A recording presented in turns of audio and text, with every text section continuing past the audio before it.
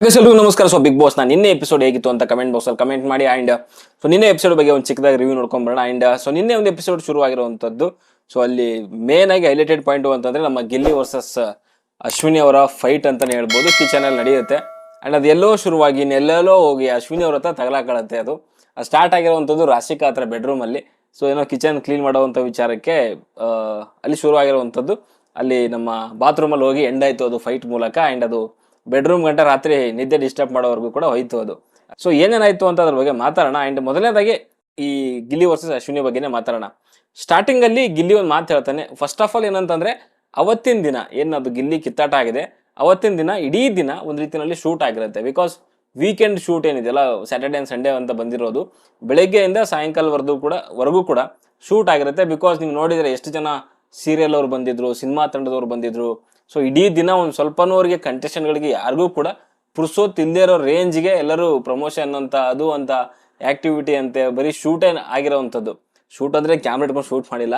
So ಆ ಒಂದು ಆಕ್ಟಿವಿಟಿಗಳು ಇತ್ತು ವೀಕೆಂಡ್ ಇದ್ರದ್ದು. ಓಕೆ, ಸೊ ಆ ಟೈಮಲ್ಲಿ ಖಂಡಿತವಾಗ್ಲೂ ಎಲ್ಲರೂ ಕೂಡ ಟಯರ್ಡ್ ಆಗಿರ್ತಾರೆ. ಓಕೆ, ಇನ್ಕ್ಲೂಡಿಂಗ್ ಅಲ್ಲಿ ಗಿಲ್ಲಿನೂ ಕೂಡ ಹೇಳ್ತಾ ಇದೆ ಹಿಂದಿನ ದಿನ ಯಾರೋ ಭಾಗ್ಯಲಕ್ಷ್ಮಿ ಟೀಮ್ ಅಂತ ಭಾಗ್ಯಲಕ್ಷ್ಮಿ ಗಂಧದಗುಡಿ ಟೀಮ್ ಅವ್ರು ಬಂದ್ರಲ್ಲ ಲಾಸ್ಟ್ ಸೀಸನ್ ಕಂಟೆಸ್ಟೆಂಟ್ ಶಿಶಿರ್ ಅವರೆಲ್ಲ ಬಂದಾಗ ಫುಲ್ ಸುಸ್ತಾಗಿ ಹೋಗಿದ್ದ ಅವನು, ಧ್ರುವ ಅಂತ ಎಲ್ಲರೂ ಕೂಡ ಫುಲ್ ಟಯರ್ಡ್ ಆಗಿದ್ರು. ಸೊ ಅವಾಗ್ಲೂ ಕೂಡ ಹೇಳ್ತಾ ಇದ್ದ ಮತ್ತಾರು ಬಂದ್ರಪ್ಪ ಅನ್ನೋ ರೀತಿನಲ್ಲಿ.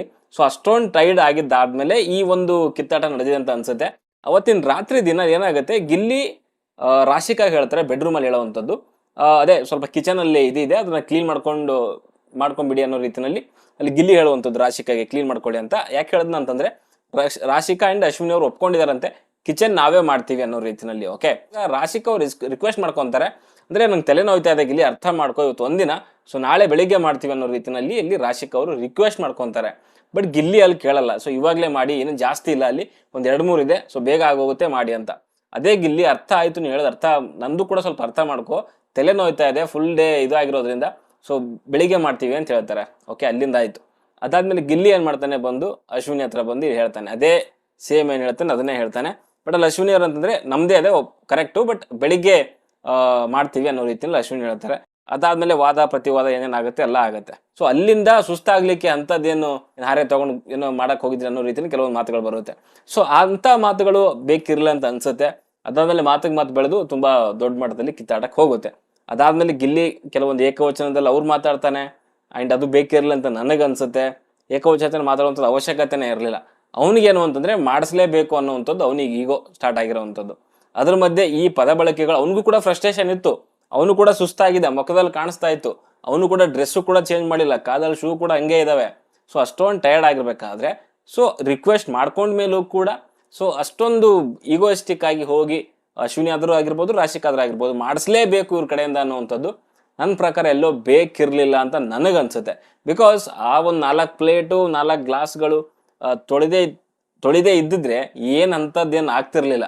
ಬೆಳಿಗ್ಗೆ ಕ್ಲೀನ್ ಮಾಡ್ತೀನಿ ಅಂದ್ರೆ ಅರ್ಥ ಮಾಡ್ಕೊಂಡು, ಸೊ ಟಯರ್ಡ್ ಆಗಿದ್ದಾರೆ, ಬೆಳಿಗ್ಗೆ ಕ್ಲೀನ್ ಮಾಡ್ತಾರೆ ಅಂತ ಬಿಡಬೇಕಾಗಿತ್ತು. ಆಮೇಲೆ ಅವ್ರೇನು ಮಾಡಲ್ಲ ಅಂತ ಹೇಳಿಲ್ಲ, ಮಾಡ್ತೀವಿ, ಸೊ ಬೆಳಿಗ್ಗೆ ಮಾಡೋಣ, ಸುಸ್ತಾಗಿದೆ ಅನ್ನೋ ರೀತಿಯಲ್ಲಿ ಹೇಳಿರೋವಂಥದ್ದು. ಸೊ ಅದನ್ನ ಅರ್ಥ ಮಾಡ್ಕೊಂಡು ಬಿಡಬೇಕಾಗಿತ್ತು ಅಂತ ನನಗನ್ಸುತ್ತೆ. ಇಲ್ಲಿ ಈ ಕಡೆಗೆ ಗಿಲ್ಲಿಗೆ ಏನಂದ್ರೆ ಮಾಡಿಸ್ಲೇಬೇಕು ಅನ್ನೋವಂಥದ್ದು ಈಗೋ ಇತ್ತು, ಅಂಡ್ ಅವ್ರಿಗೆ ಬೆಳಿಗ್ಗೆ ಮಾಡ್ತೀನಿ ಅನ್ನೋಂಥದ್ದು ಇತ್ತು. ಸೊ ಅದು ಎಲ್ಲೋ ಕ್ಲಾಶ್ ಆಗೋಯ್ತು. ಅಂಡ್ ರಾಶಿಕಾ ಜೊತೆಗೆ ವಾದ ಮಾಡದೆ ಇರದಂತ ಗಿಲ್ಲಿ ಅಶ್ವಿನಿ ಹತ್ರ ಹೋದ್ರು. ಸೊ ಅಲ್ಲಿ ಜಗಳ ಆಯಿತು ಅಷ್ಟೇ. ಅದ್ರ ಮಧ್ಯೆ ಏಕವಚನಗಳು ಸ್ಟಾರ್ಟ್ ಆಯ್ತು ಗಿಲ್ಲಿ ಕಡೆಯಿಂದ, ಅದು ಬೇಕಿರ್ಲಿಲ್ಲ. ಅಂಡ್ ಅಶ್ವಿನಿ ಅವರು ಕ್ಯಾಪ್ಟನ್ ಆಗಿದ ತಕ್ಷಣ ನಿನಗೇನು ಕೊಂಬು ಬಂದಿದೆ ಅನ್ನೋ ರೀತಿಯಲ್ಲಿ ಮಾತುಗಳು ಬಂತು, ಅದು ಬೇಕಿರ್ಲಿಲ್ಲ ಅಂತ ಅಶ್ವಿನಿ ಕಡೆಯಿಂದ ಕೊಡಂತ ನನಗನ್ಸುತ್ತು. ಬಟ್ ಏನು ಮಾಡೋಕ್ಕಾಗಲ್ಲ. ನನ್ನ ಪ್ರಕಾರ ಗಿಲ್ಲಿ ಅಷ್ಟೊಂದೆಲ್ಲ ಮಾಡಬಾರ್ದಾಗಿತ್ತು ಅಂತ ನನಗನ್ಸುತ್ತೆ. ಧ್ರುವಂತವ್ರು ಅದನ್ನ ಕ್ಲೀನ್ ಮಾಡ್ತಾರೆ. ಬಟ್ ಅಲ್ಲಿ ಅಗೇನ್ ನಮ್ಮ ಯಾರು ಗಿಲ್ಲಿ, ಸೊ ಅದನ್ನ ಹೋಗಿ ಗ್ಲಾಸ್ ತಗೊಂಡು ಇದು ಮೀನ್ಸ್ ಡಿಸ್ಟರ್ಬ್ ಮಾಡೋವಂಥದ್ದು ನಿದ್ದೆಗೆ ಅದೆಲ್ಲ ಮಾಡ್ತಾ ಇದ್ದ. ಅವಾಗ ಅಶ್ವಿನಿ ಅವ್ರೇನು ಎಚ್ಚರನೇ ಇದ್ರು. ಓಕೆ, ಅವ್ರೇನು ಮಲಗಿರ್ಲಿಲ್ಲ. ಬಟ್ ಅದೆಲ್ಲ ಬೇಕಿರಲಿಲ್ಲ ಅಂತ ನನಗನ್ಸುತ್ತೆ. ಅಂಡ್ ಅದಾದ್ಮೇಲೆ ಅಲ್ಲಿ ಕಾವ್ಯ ಅಂಡ್ ಗಿಲ್ಲಿ ಬೆಳಿಗ್ಗೆ ಡಿಸ್ಕಷನ್ ಮಾಡ್ತಾರೆ. ಸೊ ಆ ಡಿಸ್ಕಷನ್ ಅಲ್ಲಿ ಕಾವ್ಯ ಹೇಳಿರೋದೇನು ಅಂತಂದ್ರೆ, ಸೊ ಸ್ಪಂದನ ಅಂಡ್ ಧನುಷ್ಗೆ ಅಂತ ಬಂದಾಗ ಗಿಲ್ಲಿ ಹೇಳ್ತಾನಂತೆ, ಸೊ ನೀವು ಕೂಡ ಕೆಲಸ ಮಾಡಿ, ನಾವು ಅವ್ರ ಕಡೆಯಿಂದ ಕೆಲಸ ಮಾಡಿಸ್ಬೇಕು ಅನ್ನೋ ರೀತಿಯಲ್ಲಿ ಗಿಲ್ಲಿ ಧನುಷ್ ಅಂಡ್ ಸ್ಪಂದನ ಹತ್ರ ಹೇಳಿದ್ದಂತೆ. ಅಂದ್ರೆ ಇದು ಬೇಕು ಅಂತಾನೆ ಅಶ್ವಿನಿ ಅಂಡ್ ರಾಶಿಕಾಗೆ ಕೆಲಸ ಅವ್ರ ಕೈಯಲ್ಲಿ ಮಾಡಿಸ್ಲೇಬೇಕು ಅನ್ನೋ ರೀತಿಯಲ್ಲಿ ಸ್ಪಂದನ ಅಂಡ್ ಧನುಷ್ಗೆ ಹೇಳಿದ್ನ ಅಂತ. ಸೊ ಇದು ಯಾವ ರೀತಿಯಲ್ಲಿ ಸ್ಟೇಟ್ಮೆಂಟ್ ಅಂತ ಅರ್ಥ ಆಗ್ಲಿಲ್ಲ ನನಗೆ ಗಿಲ್ಲಿ ಕಡೆಯಿಂದ. ಸೊ ಅದನ್ನ ಮೇ ಬಿ ವೀಕೆಂಡ್ ಅಲ್ಲಿ ಇದು ಚರ್ಚೆ ಬಂದೇ ಬರುತ್ತೆ. ವೀಕೆಂಡ್ ಒಂದು ಟಾಪಿಕ್ ಅಂತೂ ಸಿಕ್ಕಂಗೆ ಆಗಿದೆ ಇವಾಗ. ಸೊ ಇದಾದ್ಮೇಲೆ ಬೆಳಿಗ್ಗೆ ಅಲ್ಲಿ ಗಿಲ್ಲಿ ವರ್ಸಸ್ ಧ್ರುವಂತ್ ಒಂದು ಚಿಕ್ಕದಾಗಿ ಏನೋ ಒಂದು ಫನ್ ಆಗಿ ಕಿತ್ತಾಟ ನಡೆಯುತ್ತೆ. ಅದು ಆಕ್ಚುಲಿ ನೋಡ್ಲಿಕ್ಕೆ ಫನ್ ಆಗಿದ್ದಂಥದ್ದು ಕಾಣಿಸ್ತಾ ಇತ್ತು. ಬಟ್ ಗಿಲ್ಲಿ ಅಂಡ್ ಧ್ರುವ ಅಂತ ಬಂದಾಗ ಚಿಕ್ಕದಾಗ ಅಲ್ಲಿ ಸ್ವಲ್ಪ ಕೋಲ್ಡ್ ವಾರ್ ಅನ್ನೋ ರೀತಿಯಲ್ಲಿ ಅವಾಗ ಆಗ್ತಾ ಇರುತ್ತೆ. ಅಲ್ಲಿ ಗಿಲ್ಲಿನೇ ಫಸ್ಟ್ ಹೇಳಿರುವಂತದ್ದು ಏನು ಅಂತಂದ್ರೆ, ಹಲ್ಲು ಉಜ್ದೇನೆ ಒಂದ್ ರೀತಿಯಲ್ಲಿ ಕಪ್ಪರಿಸ್ತವ್ರಲ್ಲ ಗುರು ಅನ್ನೋ ರೀತಿಯಲ್ಲಿ ಹೇಳ್ತಾನೆ. ಅದೇ ದೋಸೆ ತಿಂತಾ ಇರ್ತಾರೆ. ಸೊ ಅವಾಗ ಹಲ್ಲು ಉಜ್ದೇನೆ ತಿಂತವ್ರಲ್ಲ ಅನ್ನೋ ರೀತಿಯಲ್ಲಿ ಗಿಲ್ಲಿ ಹೇಳಿರುವಂತದ್ದು. ಅದಾದ್ಮೇಲೆ ಮಾತಿಗೆ ಬೆಳೆದು ಕೆಲವೊಂದು ಆ ಕಡೆ ಈ ಕಡೆಗೆ ಸುಮ್ಮನೆ ನಗ ಆಡುವಂಥದ್ದು, ಗಿಲ್ಲಿ ಅವನಿಗೆ ರೇಗಿಸುವಂಥದ್ದು, ಧ್ರುವಂತ್ ಇವನಿಗೆ ರೇಗಿಸುವಂಥದ್ದು ಅದು ನಡೀತಾನೆ ಇದೆ. ಸೊ ಅದರಲ್ಲೂ ಸೀಕ್ರೆಟ್ ರೂಮ್ ಇಂದ ಬಂದಾದ್ಮೇಲೆ ಸೊ ಗಿಲ್ಲಿದ್ದು ಸ್ಟ್ರಾಟಜಿಗಳು ಧ್ರುವಂತಿಗೆ ಏನು ಅಂತ ಗೊತ್ತು. ಸೊ ಅದಕ್ಕೆ ಅವನ ರೀತಿನಲ್ಲೇ ಕೆಲವೊಂದು ರೀತಿನಲ್ಲಿ ನಗಾಡುವಂಥದ್ದು, ಸುಮ್ಮನೆ ಅನ್ನೆಸೆಸರಿ ಆಗಿ ಮಾತಾಡುವಂಥದ್ರ ಬಗ್ಗೆ. ಸೊ ಆ ಥರದ ಧ್ರುವಂತ್ ಕೂಡ ಮಾತಾಡ್ತಾನೆ. ಸೊ ಎಲ್ಲಿಗೆ ಹೋಗಿ ಮುಟ್ಟುತ್ತೋ ನೋಡೋಣ ಅವ್ರಿಬ್ಬರದು ಕೂಡ. ಓಕೆ, ಸೊ ಇದಾದ್ಮೇಲೆ ಎಲ್ಲ ಒಂದು ಗ್ರೋಸರಿ ಟಾಸ್ಕ್ ನಡೆಯುತ್ತೆ. ಗ್ರೋಸರಿ ಟಾಸ್ಕ್ ನೋಡಿದೆ ಆಲ್ರೆಡಿ ಏನೇನಾಗಿದೆ ಅಂತ. ಸೊ ಅದ್ರ ಬಗ್ಗೆ ನಾನು ಜಾಸ್ತಿ ಮಾತಾಡ್ಲಿಕ್ಕೆ ಹೋಗಲ್ಲ. ಅಂಡ್ ಅದಾದ್ಮೇಲೆ ಧ್ರುವಂತ್ ಅಂಡ್ ಅಶ್ವಿನಿ ಅವರು ಡಿಸ್ಕಷನ್ ಮಾಡ್ತಿರ್ತಾರೆ. ಅದೇ ಗಿಲ್ಲಿ ಒಂದು ಓವರ್ ಕಾನ್ಫಿಡೆನ್ಸ್ ಬಗ್ಗೆ ಧ್ರುವಂತ್ ಕೆಲವೊಂದು ಹೇಳ್ತಿರ್ತಾನೆ. ಅದೇ ಓವರ್ ಕಾನ್ಫಿಡೆನ್ಸ್ ಅವನಿಗೇನೆ ಒಂದು ರೀತಿಯಲ್ಲಿ ಬ್ಯಾಕ್ ಫೈರ್ ಆಗುತ್ತೆ ಅನ್ನೋ ರೀತಿಯಲ್ಲಿ ಕೆಲವೊಂದು ಮಾತುಕತೆ ಹೇಳ್ತಿದ್ದ. ಸೊ ನನಗನ್ಸುತ್ತೆ ಕೆಲವು ಟೈಮಲ್ಲಿ ಗಿಲ್ಲಿ ಕೂಡ ಸುಮ್ಮನಿರುವಂಥದ್ದು ಬೆಟರ್ ಅಂತ ನನಗನ್ಸುತ್ತೆ. ಕೆಲಸದ ವಿಚಾರ ನನ್ನ ಪ್ರಕಾರ ಅದು ಬೇಕಿರ್ಲಿಲ್ಲ ಅಂತ ನನಗನ್ಸುತ್ತೆ. ಓಕೆ, ಇದಾದ್ಮೇಲೆ ನಾಮಿನೇಷನ್ ಪ್ರಕ್ರಿಯೆ ನಡೆಯುತ್ತೆ. ಸೊ ಬಿಗ್ ಬಾಸ್ ಅವರು ಅನೌನ್ಸ್ ಮಾಡುವಂಥದ್ದು ಏನು ಅಂತಂದ್ರೆ, ಕ್ಯಾಪ್ಟನ್ಗೆ ಒಂದು ಅವಕಾಶ ಕೊಡ್ತಾರೆ. ಅದೇ ನಮ್ಮ ಯಾರು ಕ್ಯಾಪ್ಟನ್ ಗಿಲ್ಲಿ ಅವರಿಗೆ, ನೀವು ಈ ಒಂದು ವಾರದ ನಾಮಿನೇಷನ್ ಅಲ್ಲಿ ಒಬ್ಬರ ಒಂದು ನಾಮಿನೇಷನ್ ಹಕ್ಕನ್ನ ಕಸ್ಕೊಬೇಕು ಅನ್ನೋ ರೀತಿಯಲ್ಲಿ ಹೇಳ್ತಾರೆ. ಕಸ್ಕೊಬೇಕಾದ್ರೆ ಕಿತ್ಕೋಬೇಕು ಅನ್ನೋ ರೀತಿಯಲ್ಲಿ. ಸೊ ಅಲ್ಲಿ ಗಿಲ್ಲಿ ಹೇಳುವಂಥದ್ದು ಅಶ್ವಿನಿ ಅವರ ಒಂದು ಈ ನಾಮಿನೇಟ್ ಮಾಡುವಂತ ಅಧಿಕಾರನ ಕಿತ್ಕೊಂತೀನಿ ಅನ್ನೋ ರೀತಿಯಲ್ಲಿ ಹೇಳಿ. ಸೊ ಅದೇ ಕೊಟ್ಟಂತ ಕಾರಣ ಯಾಕೆ ಕಿತ್ಕೊಂತೀನಿ ಅಂತಂದ್ರೆ, ನಾಮಿನೇಷನ್ ಮಾಡುವಂಥದ್ದನ್ನ ಅದೇ ಕಿಚನ್ ಅಲ್ಲಿ ಏನು ಕಿತ್ತಾಟ ಆಯ್ತಲ್ಲ, ಸೊ ಆ ಒಂದು ರೀಸನ್ಗೆ ಅಲ್ಲಿ ಕೊಟ್ಟು ಸೊ ಅವರ ಒಂದು ನಾಮಿನೇಟ್ ಮಾಡುವಂತ ಅಧಿಕಾರನ ಕಿತ್ಕೊಂತಾರೆ ಅಂತಾನೆ ಹೇಳ್ಬೋದು. ಅಂಡ್ ಗಿಲ್ಲಿ ಮೇ ಬಿ ಅನ್ಕೊಂಡಿದ್ದ ಅಂತ ಅನ್ಸುತ್ತೆ. ಸೊ ನಾಮಿನೇಷನ್ ಇಂದ ಅಧಿಕಾರ ಕಿತ್ಕೊಂಡಿದ ತಕ್ಷಣ ಅಶ್ವಿನಿ ಅವರು ಡೈರೆಕ್ಟ್ ನಾಮಿನೇಟ್ ಆದ್ರು ಅನ್ನೋ ರೀತಿಯಲ್ಲಿ ಅವನು ಅನ್ಕೊಂಡಿದ್ದ. ಬಿಕಾಸ್ ಅಲ್ಲಿ ಗಾರ್ಡನ್ ದಿನದಲ್ಲಿ ಧನುಷ್, ಸ್ಪಂದನ ಅಂಡ್ ಅವರು ಯಾರು ಗಿಲ್ಲಿ ಡಿಸ್ಕಷನ್ ಮಾಡೋ ಟೈಮಲ್ಲಿ ಮಾತಾಡ್ತಿದ್ದ ಅದನ್ನ. ಅಂದ್ರೆ ಅವ್ರನ್ನ ನಾಮಿನೇಟ್ ಮಾಡುವಂತ ಅಧಿಕಾರನ ಕಿತ್ಕೊಂಡಿದ್ದ ಅಂದ್ಮೇಲೆ ಡೈರೆಕ್ಟ್ ನಾಮಿನೇಷನ್ ಅಲ್ವಾ ಅಂತ ಕೇಳ್ತಾ ಇದ್ದ ಅಲ್ಲಿ. ಬಟ್ ಅವ್ರು ಇಲ್ಲ, ಆ ಥರ ಇಲ್ಲ ಅಂತ ಅಲ್ಲಿ ಸ್ಪಂದನ ಹೇಳಿದ್ರು. ಸೊ ಅವಾಗ ಅವ್ನು ಶಾಕ್ ಆಗೋದ. ಸೊ ಇಲ್ವಾ ಅನ್ನೋ ರೀತಿಯಲ್ಲಿ. ಬಟ್ ನಾನ್ ಸೇಫ್ ಅಲ್ವಾ ಅಂದಾಗ, ಓ ನಾನ್ ಸೇಫ್ ಅಪ್ಪ, 15ನೇ ವಾರಕ್ಕೆ ಹೆಂಗಿದ್ರು ಕೂಡ ಒಂದು ಮೈಲೇಜ್ ಸಿಗ್ಬೇಕು ಅನ್ನೋ ರೀತಿಯಲ್ಲಿ ಆ ಮಾತು ಹೇಳ್ದ ಅವನು. ಓಕೆ, ಸೊ ಇದಾದ್ಮೇಲೆ ನಾಮಿನೇಷನ್ ಪ್ರಕ್ರಿಯೆ ನಡೆಯುತ್ತೆ. ಆಲ್ರೆಡಿ ಗೊತ್ತಿದೆ ನಿಮಗೆ ಯಾವ ರೀತಿಯಲ್ಲಿ ಆ ನಾಮಿನೇಷನ್ ಪ್ರಕ್ರಿಯೆ ನಡೆದಿದೆ ಅಂತ. ಸೊ ಅಲ್ಲಿ ಏನು ಆ ಫ್ಲಾಗ್ ಇಟ್ಟಿರ್ತಾರೆ, ಫಸ್ಟ್ ಅಲ್ಲಿ ಓಡೋಗಿ ಫ್ಲಾಗ್ ಯಾರು ತಗೊಂತಾರೆ ಅವರಿಗೆ ಒಂದು ರೀತಿಯಲ್ಲಿ ನಾಮಿನೇಷನ್ ಮಾಡುವಂತ ಒಂದು ಅಧಿಕಾರ ಇರುತ್ತೆ. ಅಂಡ್ ಇಬ್ಬರನ್ನ ನಾಮಿನೇಟ್ ಮಾಡ್ಬೇಕಾಗತ್ತೆ. ಅದರಲ್ಲಿ ಯಾರಿಗೆ ಕೊಟ್ಟಂತಹ ಒಂದು ರೀಸನ್ ಸೂಕ್ತವಾಗಿದೆ ಅಂತ ಅಲ್ಲಿ ಗಿಲ್ಲಿಗೆ ಅನ್ಸುತ್ತೆ. ಸೊ ಅವನು ಅವರಿಬ್ಬರಲ್ಲಿ ಒಬ್ಬರನ್ನ ನಾಮಿನೇಟ್ ಮಾಡ್ಬೇಕಾಗತ್ತೆ. ಓಕೆ, ಸೊ ಅದೇ ರೀತಿಯಲ್ಲಿ ಫಸ್ಟ್ ಈಗ ಫ್ಲಾಗ್ ತಗೊಳ್ಳುವಂಥದ್ದು ಅಲ್ಲಿ ಹುಡುಗಿರು ಅಂತ ಬಂದಾಗ ರಕ್ಷಿತಾ ಅವ್ರು ತಗೊಂತಾರೆ. ಸೊ ಫಸ್ಟ್ ರಕ್ಷಿತಾ ಅವರು ಮಾಡಿರುವಂಥದ್ದು ಕಾವ್ಯಗೆ ಅಂಡ್ ಸ್ಪಂದನಾಗೆ. ಸೊ ಕಾವ್ಯ ಕೊಟ್ಟಂತ ರೀಸನ್ ಆಲ್ರೆಡಿ ನೋಡಿದಿರ ನೀವು. ಬಿಗ್ ಬಾಸ್ ಮನೆ ಅಂತ ಬಂದ್ರೆ ಅಲ್ಲಿ ಏನು ಫೈರ್ ಇಲ್ಲ, ಜೊತೆಗೆ ಮನೆ ಕೆಲಸ ಅಂತ ಬಂದಾಗ ತುಂಬಾ ಕ್ಯಾಲ್ಕುಲೇಟಿವ್ ಆಗಿ ಇದು ಮಾಡ್ತಾರೆ. ಸೊ ಹಾಗೆ ಹೀಗೆ. ಸೊ ಮನೆ ಕೆಲಸ ಅಂದ್ರೆ ನಾವು ಫಸ್ಟ್ ಅಂದ್ರೆ ಮನೆ ಕೆಲಸ, ಮನೆ ಅದು ಇದು ಎಲ್ಲೇ ಹೋದ್ರೂ ಕೂಡ ಫಸ್ಟ್ ರಕ್ಷಿತಾ ಹೋಗುವಂಥದ್ದು ಕಿಚನ್ಗೆನೆ. ಮನೆ ಕೆಲಸ ಕಿಚನ್. ಸೊ ಅದೇ ಅವ್ರದ್ದು ತಲೆಯಲ್ಲಿ ಇರೋವಂಥದ್ದು. ಬಿಗ್ ಬಾಸ್ ಅಂದ್ರೆ ಫಸ್ಟ್ ಮನೆ. ಸೊ ಮನೆ ಇಲ್ಲಿದೀವಿ ಅಂತಂದ್ರೆ ಸೊ ಅದು ಇದು ಅಂತ ಏನೇನೋ ಹೇಳ್ತಾಳೆ. ಒಂದು 10 ಪಾಯಿಂಟ್ಸ್ ಹೇಳಿದ್ರೆ ಅದರಲ್ಲಿ 1 ಅಥವಾ 2 ಪಾಯಿಂಟ್ಸ್ ಕರೆಕ್ಟ್ ಆಗಿರ್ತವೆ. ಮಿಕ್ಕಿದ್ದೆಲ್ಲ ಕೂಡ ಅದು ಸುಮ್ಮನೆ ಸುತ್ತಾಡ್ಕೊಂಡು ಅಲ್ಲಿಂದ ಬರ್ತಾರೆ. ಸೊ ಅವ್ರು ಹೇಳಿರುವಂಥದ್ದು ಅದೇ, ಒಂದು ಫೈರ್ ಇಲ್ಲ, ಇನ್ನೊಂದು ಮನೆ ಕೆಲಸ ಇಲ್ಲ, ತುಂಬಾ ಕ್ಯಾಲ್ಕುಲೇಟಿವ್ ಅನ್ನೋ ರೀತಿಯಲ್ಲಿ. ಸೊ ಅವಾಗಿಂದ ಕೂಡ ಅದನ್ನೇ ಹೇಳ್ಕೊಂಡ್ ಬರ್ತಿದ್ದಾರೆ ಅವರು. ಓಕೆ, ಫೈರ್ ಇಲ್ಲ ಅನ್ನೋದು ಯಾವ ಅರ್ಥದಲ್ಲಿ ಹೇಳಿದಾರೆ ಗೊತ್ತಿಲ್ಲ. ಸುಮ್ಮನೆ ಕಿರ್ಚಾಡುವಂಥದ್ದೇ ಫೈರ್ ಅಂತ ಅರ್ಥ ಆಗ್ತಿಲ್ಲ. ಮನೆ ಕೆಲಸ ಅಂತ ಬಂದಾಗ ಕಾವ್ಯ ಚೆನ್ನಾಗಿ ಡಿಫೈನ್ ಮಾಡ್ಕೊಂಡು, ಸೊ ಇವ್ರದ್ದು ಏನು ಪಾಯಿಂಟ್ಸ್ ಹೇಳಿದಾರೆ ಪ್ರತಿಯೊಂದು ಪಾಯಿಂಟ್ಸು ಕೂಡ ಅಲ್ಲಿ ಕಾವ್ಯ ಸರಿಯಾಗಿ ಡಿಫೈನ್ ಮಾಡ್ಕೊಂಡ್ರು ಅಂತ ನನಗೆ ಅನ್ಸುತ್ತೆ. ಮನೆ ಕೆಲಸ ಅಂತ ಬಂದಾಗ ನನಗೆ ಎಷ್ಟು ಕೊಡ್ತಾರೆ ಅಷ್ಟು ಕೆಲಸ ಮಾಡ್ತೀನಿ, ನಾನು ಎಕ್ಸ್ಟ್ರಾ ಅಂತೂ ನಾನು ಮಾಡ್ಲಿಕ್ಕೆ ಹೋಗಲ್ಲ ಅನ್ನೋ ರೀತಿಯಲ್ಲಿ ಅಲ್ಲಿ ಕಾವ್ಯ ಹೇಳ್ತಾರೆ. ಆ್ಯಂಡ್ ಕ್ಯಾಲ್ಕುಲೇಟಿವ್ ಆ ವಿಚಾರ ಅಂತ ಬಂದಾಗ ಕೂಡ ಅಷ್ಟೇ, ಎಷ್ಟು ಬೇಕು ಅಷ್ಟು ಅಲ್ಲಿ ಡಿಫೈನ್ ಮಾಡ್ಕೊತಾರೆ ಕಾವ್ಯ ಅವರು. ಆ್ಯಂಡ್ ಈ ಕಡೆಗೆ ಸ್ಪಂದನ ಅಂತ ಬಂದಾಗ ಅಲ್ಲಿ ಕಂಫರ್ಟ್ ಆಗಿದ್ದೀರಾ, ಸ್ಟಾರ್ಟಿಂಗ್ ಏನು ಇದ್ದ ಇಲ್ಲಿವರೆಗೂ ಕೂಡ ಸೊ ಒಂದೇ ಗ್ರಾಫ್ ಇರೋವಂಥದ್ದು, ಚೇಂಜಸ್ ಕಾಣಿಸ್ತಾ ಇಲ್ಲ. ಆಮೇಲೆ ಅಗೇನ್ ಫೈರ್ ಇಲ್ಲ ನಿಮ್ಮ ಹತ್ರ ಕೂಡ ಅಂತ ಹೇಳ್ತಾರೆ. ಸೊ ಈ ಸೀಕ್ರೆಟ್ ರೂಮಿಂದ ಹೊರಗಡೆ ಬಂದಾದ್ಮೇಲೆ ರಕ್ಷಿತಾ ಒಂದು 2 ಪದ ಕಲ್ತಾಳೆ. ಒಂದು ಫೈರ್ ಇಲ್ಲ, ಇನ್ನೊಂದು ಮುಂಚೆ ವ್ಯಕ್ತಿತ್ವ ಸರಿ ಇಲ್ಲ ಅಂತ ಹೇಳ್ತಾ ಇದ್ಲು, ಇವಾಗ ಮನುಷ್ಯತ್ವನೇ ಇಲ್ಲ ಅನ್ನೋ ರೀತಿಯಲ್ಲಿ ಹೇಳ್ತಿದ್ದಾಳೆ ಅವಾಗ. ಅಂಡ್ ಈ ಒಂದು ರೀಸನ್ಗಳು ಕೇಳದಂತ ನಮ್ಮ ಗಿಲ್ಲಿ ಅವರು ಸೊ ಆಬ್ವಿಯಸ್ ಆಗಿ ಕಾವ್ಯ ಅವ್ರನ್ನ ಸೇವ್ ಮಾಡಿ ಇಲ್ಲಿ ನಮ್ಮ ಸ್ಪಂದನ ಅವ್ರನ್ನ ನಾಮಿನೇಟ್ ಮಾಡುವಂಥದ್ದು. ಓಕೆ, ಅಂಡ್ ಸೆಕೆಂಡ್ ರೌಂಡ್ ಅಲ್ಲಿ ಧನುಷ್ ಅವರು ಹುಡುಗರು ಅಂತ ಬಂದಾಗ ಫ್ಲಾಗ್ ನ ಕಲೆಕ್ಟ್ ಮಾಡ್ಕೊಂತಾರೆ. ಅಂಡ್ ಧನುಷ್ ನಾಮಿನೇಟ್ ಮಾಡಿರುವಂತದ್ದು ಧ್ರುವಂತ್ ಅಂಡ್ ಅಶ್ವಿನಿ ಅವರಿಗೆ ಕೊಟ್ಟಂತ ರೀಸನ್ ಏನು ಅಂತಂದ್ರೆ, ಸೊ ಅಲ್ಲಿ ಮೈಕ್ ಹಾಕೊಳ್ದೇ ಇರೋದಕ್ಕೆ ಏನು ಶಿಕ್ಷೆ ತಗೋಬೇಕಾಗಿತ್ತು, ಅದು ಅಶ್ವಿನಿ ಅವರು ಶಿಕ್ಷೆ ತಗೊಳ್ಳಿಲ್ಲ ಅನ್ನೋ ರೀತಿಯಲ್ಲಿ ಹೇಳ್ತಿದ್ದಾರೆ ಗಿಲ್ಲಿ ಕೊಟ್ಟಿರುವಂತದ್ದು. ನನ್ನ ಪ್ರಕಾರ ಇದು ಸಿಲ್ಲಿ ರೀಸನ್ ಅಂತ ನನಗನ್ಸುತ್ತೆ. ಆಲ್ಮೋಸ್ಟ್ ಇವಾಗ 90 ಡೇಸ್ ಆಗಿದೆ, ಇನ್ನೇನು 100 ಡೇಸ್ ಹತ್ತತ್ರ ಬರ್ತಾ ಇದ್ದೀರಾ, ನಿಮಗೆ ಅವ್ರನ್ನ ನಾಮಿನೇಟ್ ಮಾಡ್ಲಿಕ್ಕೆ ಒಂದು ಇಷ್ಟು ಸಿಲ್ಲಿ ರೀಸನ್ ಕೊಡ್ತೀರಾ, ಮೈಕ್ ಹಾಕದೇ ಇದ್ದಕ್ಕೆ ಏನು ಶಿಕ್ಷೆ ತಗೊಳ್ಳಿಲ್ಲ ಅನ್ನೋ ಕಾರಣಕ್ಕೆ.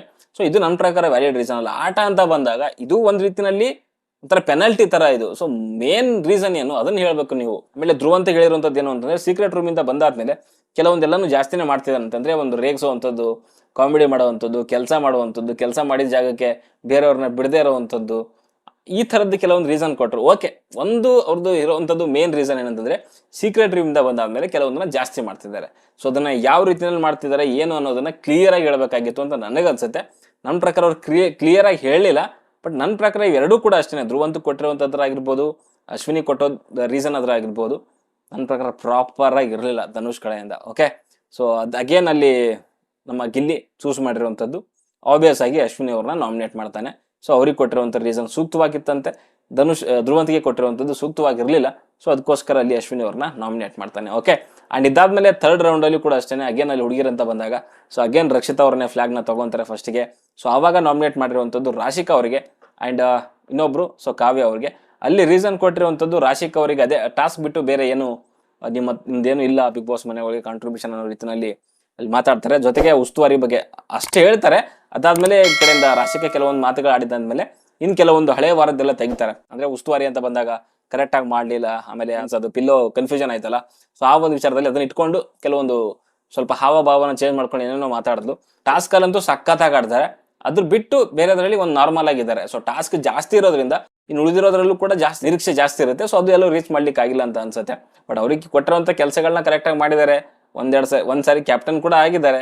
ಬಟ್ ಅದೇ ಉಸ್ತುವಾರಿ ಅಂತ ಬಂದಾಗ ಆಮೇಲೆ ಗೇಮ್ ಅಲ್ಲಿ ಏನು ಮಾಡಿದ್ರಲ್ಲ, ಸೊ ಆ ಕ್ಯಾಪ್ಟನ್ ಕೆಲವೊಂದು ನಿರ್ಧಾರಗಳು ಸೊ ತಪ್ಪಾಗಿತ್ತು. ಸೊ ಅದು ಕಾವ್ಯಗೆ ರೀಸನ್ ಅಂತ ಕೊಡ್ಬೇಕು ಅಂತ ಬಂದಾಗ ಸೊ ನೀವು ಅವ್ರಿಗಿಂತ ವೀಕು, ಸೊ ಅದಕ್ಕೋಸ್ಕರ ನಿಮ್ಮನ್ನ ನಾಮಿನೇಟ್ ಮಾಡ್ತಾ ಇದ್ದೀನಿ ಅಂತ ಈ ರೀಸನ್ ಕೇಳ್ಬಿಟ್ಟು ಅಲ್ಲಿ ಕುತ್ಕೊಂಡವ್ರೆಲ್ಲ ತಲೆ ಕೆಟ್ಟೋಗ್ಬಿಡ್ತು ಅವ್ರಿಗೆ. ಸೊ ಅಷ್ಟೇನ ರೀಸನ್ ಅನ್ನೋ ರೀತಿನಲ್ಲಿ. ಸೊ ರೀಸನ್ಗಳು ಕರೆಕ್ಟ್ ಆಗಿ ಕೊಡ್ಬೇಕು ಅಲ್ಲಿ. ಇಲ್ಲಿ ಇಬ್ಬರಿಗೆ ಒಂದು ರೀತಿಯಲ್ಲಿ ನಾಮಿನೇಟ್ ಮಾಡುವಂತ ಅಧಿಕಾರ ಸಿಕ್ಕಿರುವಂಥದ್ದು ಇಬ್ಬರಲ್ಲಿ ಆಕ್ಚುಲಿ 4 ಜನರಿಗೆ ನಾಮಿನೇಟ್ ಮಾಡುವಂತ ಅಧಿಕಾರ ಸಿಕ್ಕಿರುವಂಥದ್ದು ರಕ್ಷಿತಾಗೆ. ಸೊ ಎಂಥವರಿಗೆ ಸಿಕ್ಕಿದೆ ನೋಡಿ, ಅಲ್ಲಿ ಪ್ರಾಪರ್ ಆಗಿ ಒಂದು ರೀಸನ್ ಕೊಟ್ಟು ನಾಮಿನೇಟ್ ಮಾಡಬೇಕಾಗಿತ್ತು. ಬಟ್ ನನ್ನ ಪ್ರಕಾರ ರಕ್ಷಿತ್ ಅವ್ರು ಅಷ್ಟು ಪ್ರಾಪರ್ ಆಗಿ ಕೊಡ್ಲಿಲ್ಲ ಅಂತ ನನಗನ್ಸುತ್ತೆ. ಆಮೇಲೆ ಅಲ್ಲಿ ಏನು ಅವ್ರಿಗಿಂತ ವೀಕ್ ಅನ್ನೋ ಯಾವ್ದ್ರಲ್ಲಿ ವೀಕು ಅಂತ ಕೇಳಿದಾಗ ವ್ಯಕ್ತಿತ್ವದಲ್ಲಿ ವೀಕು, ಸೊ ಕೆಲಸದಲ್ಲಿ ವೀಕ್ ಅನ್ನೋ ರೀತಿಯಲ್ಲಿ ಅದೇ ರಾಗ ಅದೇ ಹಾಡು, ಸೊ ಅದೇ ಒಂದು ರೀಸನ್ಗಳನ್ನ ವ್ಯಕ್ತಿತ್ವ ಕೆಲಸ ಅಷ್ಟೇ ಅವ್ರ ತಲೆ ಗೊತ್ತಿರುವಂಥದ್ದು ರಕ್ಷಿತಾಗ ಅದೊಂದೇ.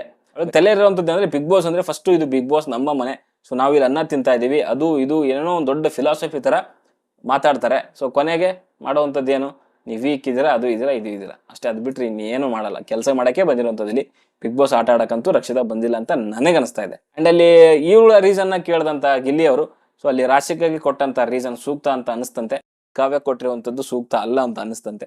ಸೊ ಅದಕ್ಕೋಸ್ಕರ ಅಲ್ಲಿ ರಾಶಿಕಾ ಅವ್ರನ್ನ ನಾಮಿನೇಟ್ ಮಾಡ್ತಾನೆ. ಓಕೆ, ಸುಮಾರು ಜನ ಹೇಳ್ತಾ ಇದ್ರು ಗಿಲ್ಲಿ ಕಾವ್ಯ ಅವ್ರನ್ನ ಫೇವರಿಸಮ್ ಮಾಡ್ದ ಹಾಗೆ ಹೇಗೆ ಅಂತ. ಬಟ್ ನನ್ನ ಪ್ರಕಾರ ಈ ಟಾಸ್ಕ್ ಅಲ್ಲಂತೂ ಫೇವರಿಸಮ್ ಅಂತ ಅನ್ನಿಸ್ಲಿಲ್ಲ. ಬಿಕಾಸ್ ಅಲ್ಲಿ ರಕ್ಷಿತಾ ಕೊಟ್ಟಿರುವಂತ ಕಾರಣಗಳು ಕೂಡ ಹಂಗೆ ಇತ್ತು. ಬೇರೆಯವರು ಕರೆಕ್ಟ್ ಆಗಿ ನಾನು ಡಿಫೆಂಡ್ ಮಾಡ್ಕೊಳ್ಳಿಲ್ಲ. ಬಟ್ ಕಾವ್ಯ ತುಂಬಾ ಚೆನ್ನಾಗಿ ಡಿಫೆಂಡ್ ಮಾಡ್ಕೊಂಡ್ಲು ಅಂತ ನನಗೆ ಅನ್ಸುತ್ತೆ. ಆಮೇಲೆ ಗಿಲ್ಲಿ ಕಾವ್ಯನ ಫೇವರಿಸಮ್ ಮಾಡ್ತಾನೆ ಅಂತ ಪ್ರೂವ್ ಮಾಡ್ಲಿಕ್ಕೆ ಇದೇ ಬೇಕಾಗಿರ್ಲಿಲ್ಲ. ಓಕೆ, ಸುಮಾರು ಸ್ಟಾರ್ಟಿಂಗ್ ಡೇ ಇಂದ ನೋಡ್ಕೊಂಡ್ ಬಂದಾಗ್ಲೂ ಕ್ಲಿಯರ್ ಆಗಿ ಗೊತ್ತಾಗುತ್ತೆ ಖಂಡಿತವಾಗ್ಲೂ ಗಿಲ್ಲಿ ಅಂತ ಬಂದಾಗ ಕಾವ್ಯವನ್ನ ಫೇವರಿಸಮ್ ಮಾಡೇ ಮಾಡ್ತಾನೆ. ಸೊ ಅದನ್ನ ಇಲ್ಲಿ ಪ್ರೂವ್ ಮಾಡ್ಬೇಕು ಅನ್ನೋವಂಥದ್ದು ನಿಮ್ಮ ಇದನ್ನ ಸೊ ಇಲ್ಲಿ ತೋರ್ಸಕ್ ಹೋಗ್ಬೇಡಿ. ಅದು ಓಪನ್ ಆಗಿ ಗೊತ್ತಿರೋವಂಥದ್ದು. ಕಂಪ್ಯಾರಿಟಿವ್ಲಿ ಸುಮಾರು ವಿಚಾರದಲ್ಲಿ ಸಪೋರ್ಟ್ ಅಂತೂ ಖಂಡಿತವಾಗ್ಲೂ ಕಾವ್ಯಾಗಿದೆ ಗಿಲ್ಲಿ ಕಡೆಯಿಂದ. ಸೊ ಅದು ಎವಿಡೆಂಟ್ ಆಗು ಸುಮಾರು ಇದರಲ್ಲೂ ಕೂಡ ಕಾಣಿಸಿದೆ. ಅದನ್ನ ಇಲ್ಲಿ ನಿರೀಕ್ಷೆ ಮಾಡ್ಲಿಕ್ಕೆ ಹೋಗ್ಬೇಡಿ. ಸೊ ಆ ಒಂದು ಫೇವರಿಸಮ್ಗೆ ಎಲ್ಲೋ ರಕ್ಷಿತಾ ಒಂದು ಚೂರ್ ಹೆಲ್ಪ್ ಮಾಡಿದ್ಲು ಅಂತಾನೆ ಹೇಳ್ಬೋದು ಅಷ್ಟೇ. ಅದು ಬಿಟ್ರೆ ಇನ್ನೇನೂ ಇಲ್ಲ. ಓಕೆ, ಸೊ ನೋಡೋಣ ಇನ್ನು ಮಿಕ್ಕಿದಂಥ ರೌಂಡ್ಗಳಲ್ಲಿ ಸೊ ಯಾರನ್ನ ನಾಮಿನೇಟ್ ಮಾಡ್ತಾರೆ ಅನ್ನೋದು ನಾಳೆ ಎಪಿಸೋಡಲ್ಲಿ. ಓಕೆ, ಸದ್ಯಕ್ಕೆ ಹೊಡೆದಲ್ಲಷ್ಟೇ, ಮುಂದಿನ ಸಿಗೋವರೆಗೂ ಬಾಯ್.